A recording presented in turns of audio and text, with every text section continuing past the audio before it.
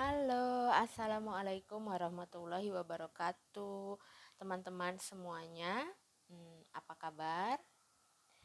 Teman-teman yang sedang berjuang untuk mendapatkan garis 2 sama seperti saya. Jadi, video ini lanjutan dari video sebelumnya yang sudah saya upload beberapa bulan lalu. Jadi kali ini saya mau cerita soal tindakan Mesa dan Tese. Jadi sudah kami putuskan untuk melakukan tindakan Mesa untuk mendapatkan jaringan sperma yang disimpan nanti untuk proses bayi tabung. Waktu itu kami mulai tindakan bulan Oktober, awal Oktober.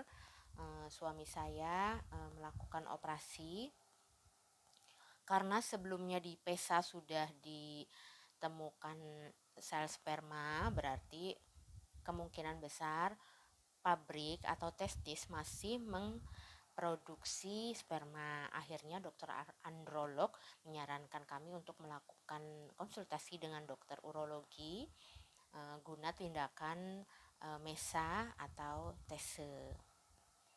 Pada saat dokter urologi mendiagnosa, jadi dia menyarankan 2 tindakan, Mesa dengan Tese, yang itu biayanya sekitar untuk Mesa sendiri sekitar 12.500.000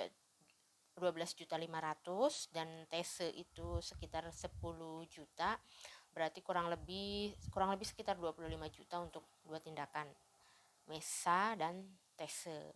Ini harga di rumah sakit Karyadi ya teman-teman. Jadi di luar rumah sakit itu saya belum tahu, mungkin teman-teman yang berbeda atau jauh dari rumah sakit ini bisa bertanya langsung ke rumah sakit terdekat.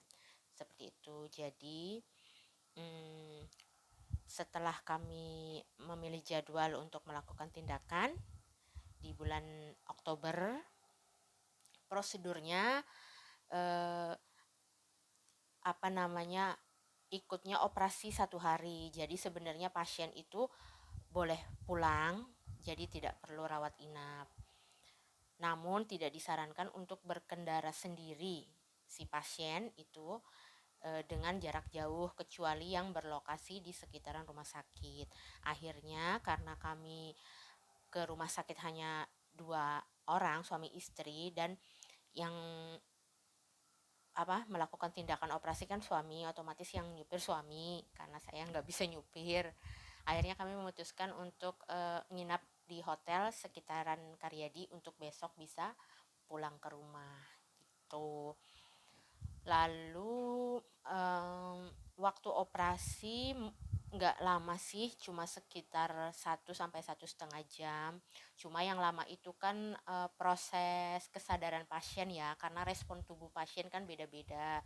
Operasi kali ini menggunakan bius total, jadi suami memang kondisinya tidur, tidak tahu menau gitu. Jadi biasanya jaraknya itu ditunggu sampai 2 jam.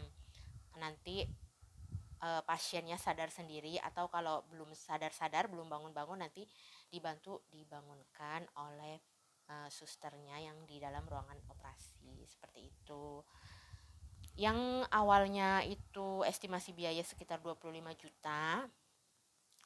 Ternyata alhamdulillah pas waktu di ruang operasi dikonfirmasi ulang, dokter androlog menginstruksikan untuk langsung ke tindakan TESA. Jadi MESA itu tindakannya dilewati karena saat melakukan tindakan PESA itu pun sudah hampir lewat jaringannya, sudah hampir mendekati lapisan yang mau diambil lewat tindakan MESA. Jadi dokter androlognya menyarankan untuk langsung saja ke pabriknya atau ke testisnya dengan tindakan TESA.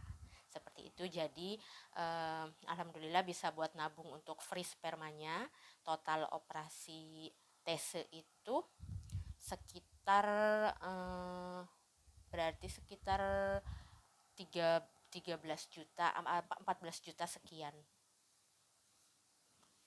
Jadi alhamdulillah ya teman-teman, bisa untuk disimpan, dibekukan spermanya. Dan saat itu hasilnya memang keluar, ada spermanya. Jadi dokter mengambil sampel jaringan 4, dengan hasilnya yang sampel 1 ditemukan 90% mati, 10% hidup. Sampel 2 80% mati, 5% hidup, dan 5% entah itu tidak bergerak.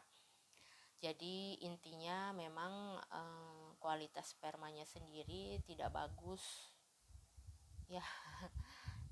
Dari sampel itu tidak bagus. Cuma setelah konsul dengan dokter, karena itu kan hasilnya dari si analisanya, dia hanya ngasih tahu ini hasilnya. Untuk lebih lanjut apakah ini bisa untuk proses bayi tabung atau tidak, nanti kami seminggu kemudian konsul dengan dokter androlog.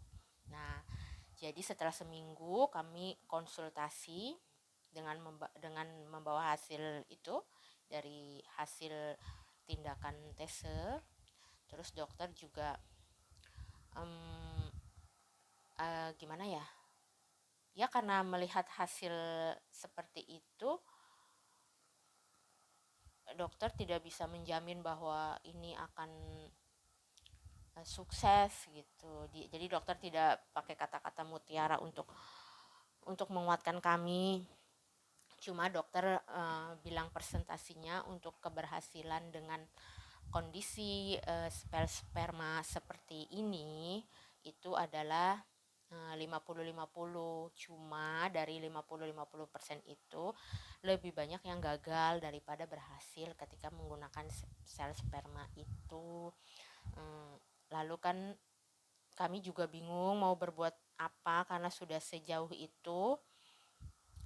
Saya cuma bertanya satu ke dokternya, dok, dengan kondisi seperti ini, apakah ada yang berhasil dengan kondisi spermanya seperti ini? Dokter bilang ada. Akhirnya saya menguatkan suami saya, sebenarnya menguatkan diri saya sendiri juga. Udah mas, kita lanjut, gak apa-apa dok, kita lanjut gitu. Karena sudah sejauh ini hasilnya, kami cuma mau berikhtiar sampai secara medis sampai akhir gitu. Maksudnya kalaupun nanti tidak berhasil ya sudah gitu. Akhirnya 4 jaringan di 4 tabung sel sperma suami saya di freeze selama 1 tahun dengan biaya 4.500.000 untuk tahun pertama. Jadi nanti kalau kita belum ada uang buat bayi tabung pada tahun ini, bulan Oktober, berarti kita nanti lanjut lagi untuk free spermanya, itu biayanya lebih murah jadi 3 juta. Sejauh ini sih kita tetap optimis, kita mau coba untuk bayi tabung apapun hasilnya. Meskipun dokter sendiri mengatakan dengan kasus seperti ini lebih banyak yang gagal daripada berhasil. Cuma kami yakin apapun kalau kita usahakan dengan sungguh-sungguh, itu juga gak akan sia-sia, pasti menjadi amalan kita lah gitu teman-teman. Tetap optimis ya teman-teman. Saya sih belum mulai konsultasi lagi dengan dokter SPOG yang untuk proses bayi tabungnya. Untuk suami dengan kasus azoospermia sudah sampai pada pembekuan sperma. Selanjutnya kan adalah untuk mempersiapkan si istri, karena kebetulan saya pun ada riwayat penyakit autoimun, lupus. Jadi itu harus terkontrol dengan baik apabila ingin memulai suatu kehamilan. Karena kehamilan normal saja, maksudnya kehamilan alami saja bisa memicu lupusnya itu istilahnya bangun, bisa kambuh, apalagi kehamilan dengan sebuah program, berarti kan ada sesuatu yang disuntikan untuk membantu si istri siap atau tidak memulai bayi tabung. Apalagi dengan kondisi saya lupus, jadi dokter spesialis penyakit dalam memang harus memantau apakah itu kehamilan bayi tabung akan membuat saya kambuh atau baik-baik saja. Jadi selama 3 bulan ini dari Oktober sampai Januari saya masih bolak-balik rumah sakit untuk mengontrol diri saya sendiri saat nanti mempersiapkan program bayi tabung. Jadi seperti itu teman-teman cerita terakhir kami dalam proses bayi tabung. Nanti kalau misalnya kami insya Allah kalau sudah siap untuk mulai konsultasi dengan SPOG, nanti saya akan sharing sama teman-teman lagi bagaimana prosesnya. Baik, doakan saya ya teman-teman. Semoga Allah memberikan kesehatan sama saya untuk mempersiapkan program bayi tabung. Assalamualaikum warahmatullahi wabarakatuh. Tetap semangat untuk pejuang garis 2.